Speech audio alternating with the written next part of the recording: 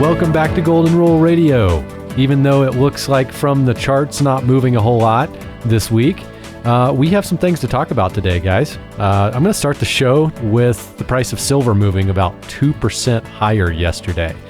It went up and broke into territory that it hasn't been there in a few weeks. That's one of the things we're going to mention. The other is an article in Barron's, of all places, about gold and why you should own gold. A pro-gold article in Barron's. A pro-gold article, yes.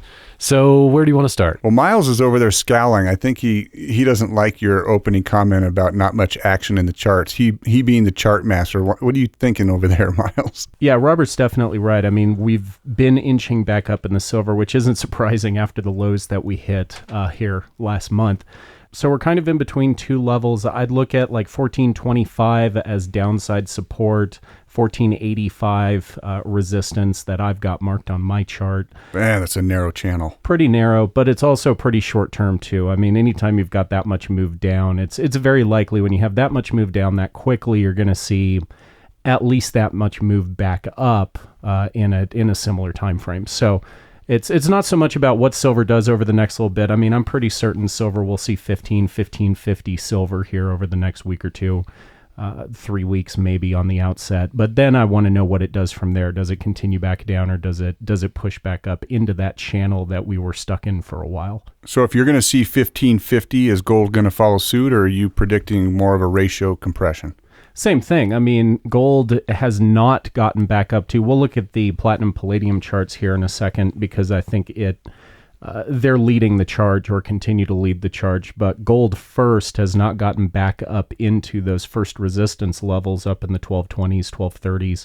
So same thing, we're stuck around 1200. You've got low side support at 1185. You've got your next resistance level up at 12 and a quarter. So we need to make a decision here. And I think today's interest rate announcement certainly going to help. So moving over to those white metals, platinum really looks like it's stepping down. We're just at the top end of that step down, but that top end is at that first upside resistance point. So it did come all the way up there, which gold has not yet. So if we push above that, I think that could end up looking very bullish for all the other metals. And palladium just keeps doing whatever palladium wants to do. It's come into the resistance set back in February earlier this year, but it's coming up, stepping up with divergence. So I put a chart up last week saying we could see 150 point drop in palladium and that'd still be bullish. And I'm sticking with that. I think we are going to have a turnaround back down on palladium. And of course, that just adds more credence to what we've been talking about regarding the platinum-palladium ratio. All in relation to those metals is the US dollar, the king dollar. Dollar is falling below 94, which is a little bit of new news since we pushed up to the 97 range. It's just kind of sliding down, lower highs and pushed down below 94. A lot of that has to do with the euro-dollar pair, which we're going to talk about some tension going on in Europe beyond the Barron's article. Related to the dollar is the Federal Reserve raising interest rates today by 0.25%, which was expected. So not really news there, except in the past we've pointed out on this show many times that as the Fed has raised interest rates starting in December 2015 with the first rate hike, gold has responded positively to that. We've pointed that out over the last number of rate hikes. We haven't talked about it in a while, but since today the Fed raised interest rates, we'll talk about it again. As we've seen that progression of the Fed raising rates, the response positively with the gold price has diminished. And so the first rate hike, we had a good rise with gold. The next one was weaker. The next one was weaker. And I don't think that in a rising interest rate environment necessarily is bad for gold, as the Barron's article has pointed out. But is there something else there that you guys want to address? I think that it can be that cumulative effect, from an immediate reaction standpoint. The other thing that we've seen is that the price of gold immediately drops on the morning of the announcement.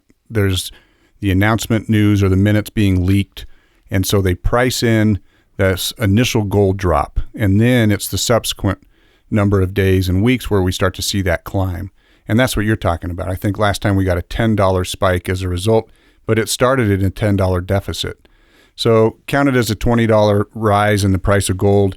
Are we going to see that again? I do think so. Just like what you saw in the US dollar, Yes, we are below 94, but from the Fed announcement, we're back up to 94.28 today. So in that short term, you'll see that little predictable reaction, and then it's a matter of letting the news settle, and you get a little bit slower response. So if interest rates were to get substantially higher, okay, let's say we get up to 6 to 7%, the Federal Reserve just keeps running unabashed for the next 3 or 4 years, getting 3 or 4 rate hikes a year.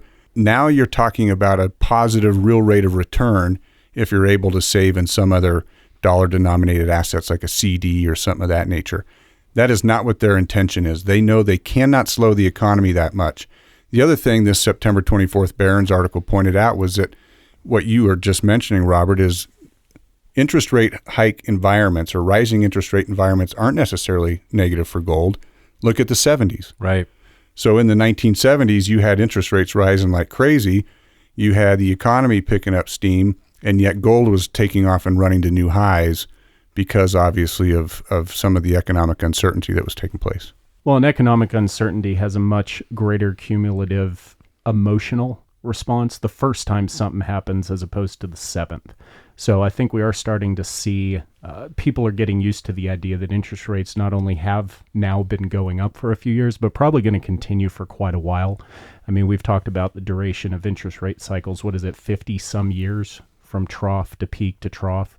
So it takes a long time for interest rates to turn. And when they do turn, they tend to go that direction for quite a while, somewhere in the 2 to 3 decade range before they turn again. And it's not always driven by the central banks, right? I mean, the bond market really is the boss when it comes to what the real interest rates are. So those aggressive parabolic kind of spikes in interest rates really result more from the bond market than, like, for example, the Federal Reserve raising its Fed's fund rate. Or mortgage rates, for that matter. The mortgage rate doesn't necessarily have to move, and in the past hasn't when the Fed raises their rates. So you hear some commercials even on the radio talking about the rates are going up and need to refinance. Well, go look at what mortgage rates have done in relation to the Fed rate. Doesn't necessarily have a correlation there, direct anyway. I totally agree. And the other thing that you're hearing from the Federal Reserve today is, GDP is expected to climb 3.1%. That's a positive sign for an economy. Miles, you're talking about people getting used to rising interest rates. I think they're getting used to the news that the economy is healthy and getting healthier. Unemployment numbers are dropping. They now predict that it's going to go to 3.7, 3.5. And surprisingly, I mean, we've been talking all summer about the fact that we would see a September and a December rate hike. December hasn't been so sure. Now today, after this one, the expectation is 91% that you'll see a December rate hike in that time of year where we know it roils the markets the least. So why is the dollar not rising as the Fed's protecting it and rising interest rates? Yes. Therein is the $1 million question. It really is. If the dollar was so strong and, the Fed raising rates, you'd think it would be getting strong. It's not. It's not, and they're expecting it to raise further. Like it's an almost certainty now, just like this go round, and the dollar's not doing anything. And they realize that it's just a propped up. You got to remember the dollar index is a relative value to other currencies around the world. I think a lot of that has to do with the interest rates not even being close to healthy levels. That's right. We're still way below. We're still way below what averages have been for decades. And because we're still, paying off a lot of the issues that we built up during the housing bubble crash, or 2004, 5, 6, then the stock market crash. I mean, a lot of that money came from nowhere.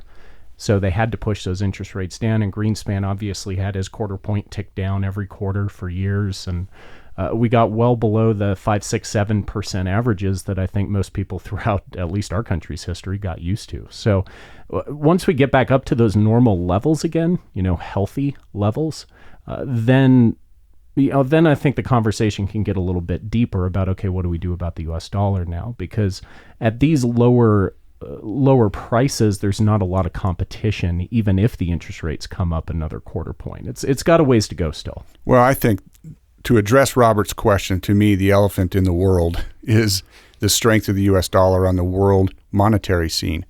And we've watched and witnessed and listened to the change in the sentiment towards the U.S. dollar. And we're now seeing that again here this week with the European Union and Iran, right? And so Russia and China have tried to circumvent the U.S. dollar on trade, right? The petrodollar's been getting attacked and weakened, and it's been exposed as there's opportunities to go around the petrodollar.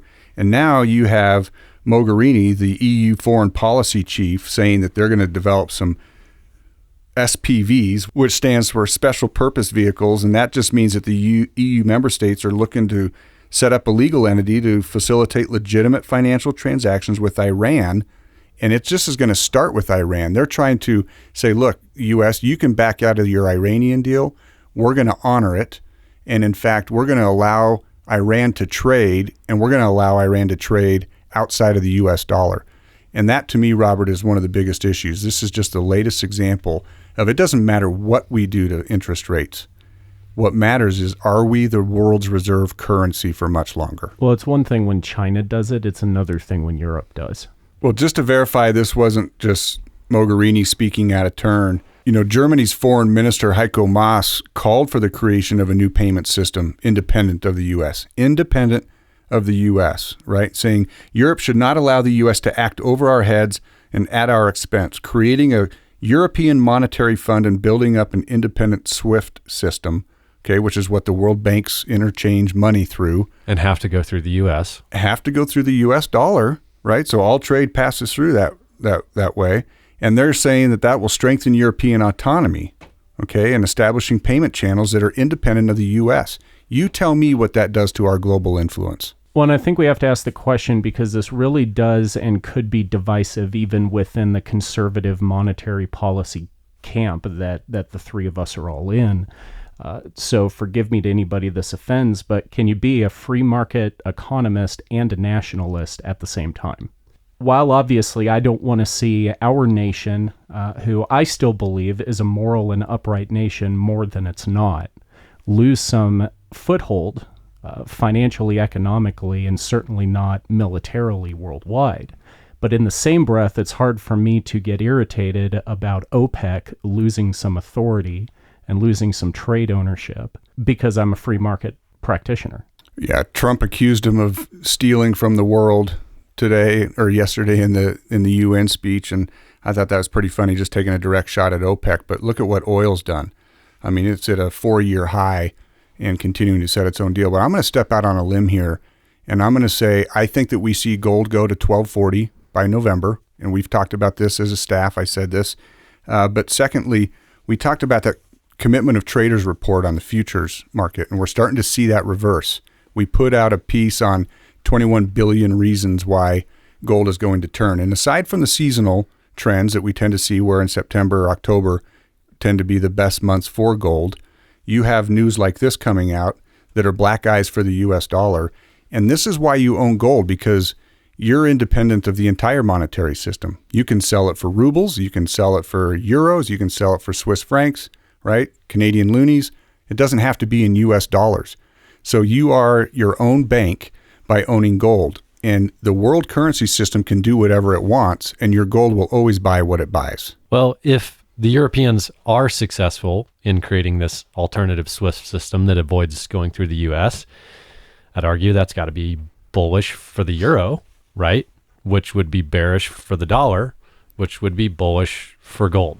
Gold in U.S. dollars. And so you can even connect the dots there that the euro and gold have been pretty tightly correlated lately because of those relationships. And so that's going to be what we're going to watch going forward. What happens to the dollar, and therefore what happens to the euro and gold.